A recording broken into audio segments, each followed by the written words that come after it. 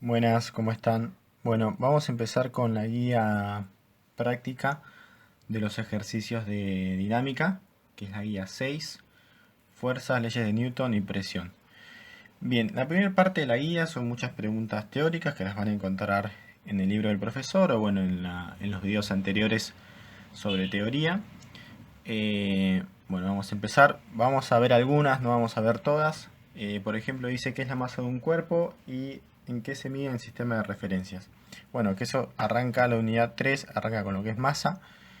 La masa va a ser una magnitud escalar, o sea, no va a ser una magnitud vectorial, no va a ser un vector, es un número que me indica la cantidad de materia que tiene un cuerpo. Y la masa, según el sistema de referencias, Sistema Internacional de Referencias, se mide en kilogramos. Bien, la masa también es una medida de la inercia que tiene el cuerpo. ¿Por qué? Porque a mayor masa, mayor va a ser la inercia del cuerpo, es decir, que más resistencia va a poner ese cuerpo a alterar su estado de movimiento, que puede ser o en reposo o con un movimiento constante. Bien, la segunda me dice que es una fuerza, es una magnitud escalar o vectorial. ¿Por qué? ¿En qué se mide? ¿Y cuál es otra unidad de fuerza que se utiliza habitualmente? Bien, eso también es que está en el video anterior. La fuerza es un vector, o sea, es una magnitud vectorial. Al ser un vector va a tener un- una dirección, un sentido, un módulo, un origen. Eh, Al ser un vector también vamos a ver que la fuerza la vamos a poder descomponer en su componente en X y su componente en Y, que eso lo vamos a ver más adelante con el ejercicio de plano inclinado.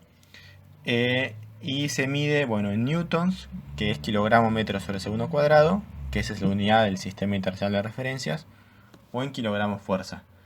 Eh, bueno, eso sería la 2. Bien, y ahora vamos con la... Bueno, el sistema de fuerza saben que es cuando hay muchas fuerzas aplicadas sobre un cuerpo, hablamos de un sistema de fuerzas. Por ejemplo, este es un sistema de fuerzas, este es un sistema de fuerzas. Bien. Eh, Bien, y ahora vamos con la 6, que es la que dice muy importante. Enuncie las tres leyes de Newton. No se olvide expresar la ecuación fundamental de la dinámica, que es la ecuación de la segunda ley, que es fuerza es igual a sumatoria de fuerzas es igual a masa por aceleración. Y dé un ejemplo de cada ley aplicada a TO. Entonces vamos a poner la primera ley de Newton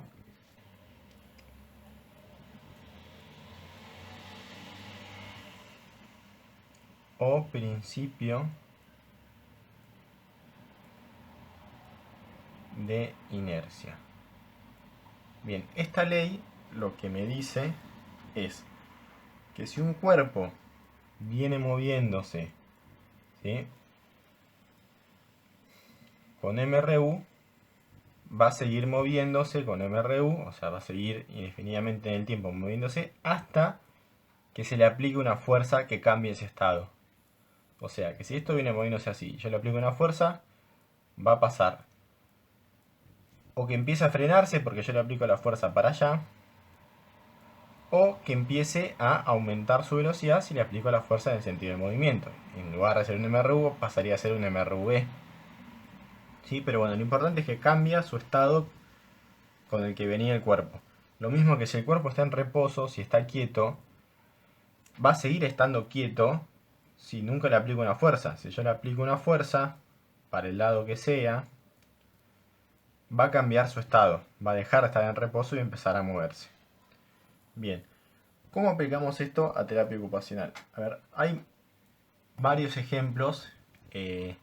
Está bueno que empiecen a tratar de ver cómo esto se puede encuadrar en nuestra carrera.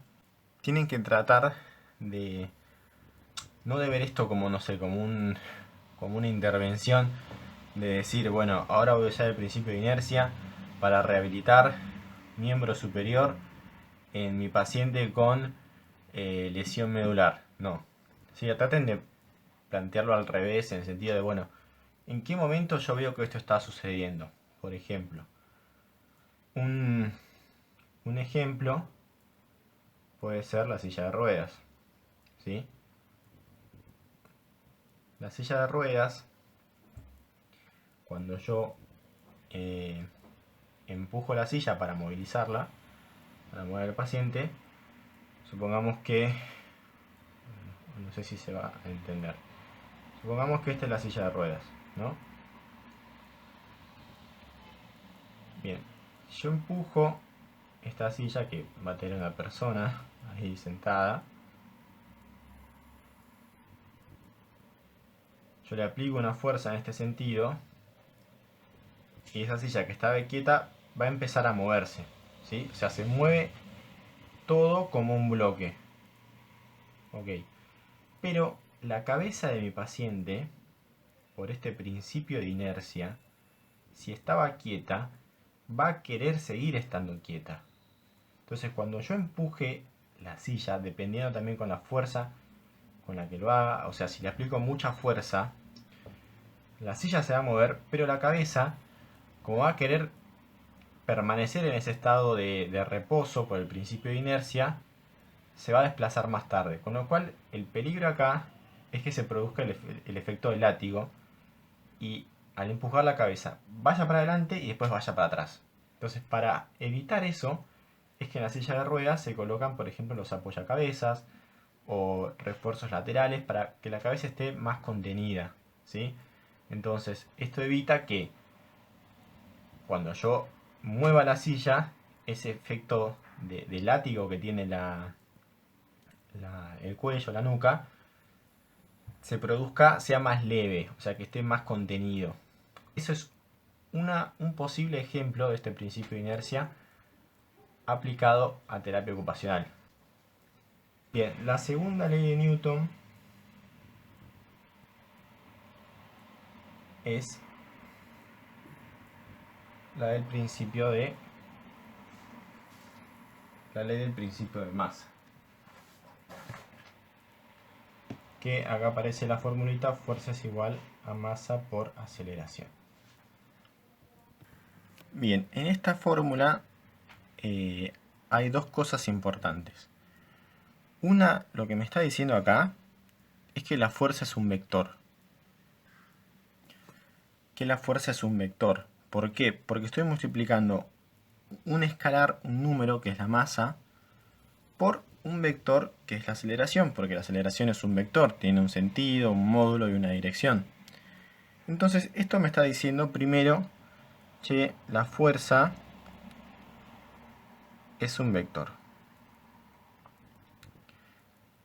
Con lo cual, bueno, tiene todo el combo: módulo, dirección, sentido, origen, todo.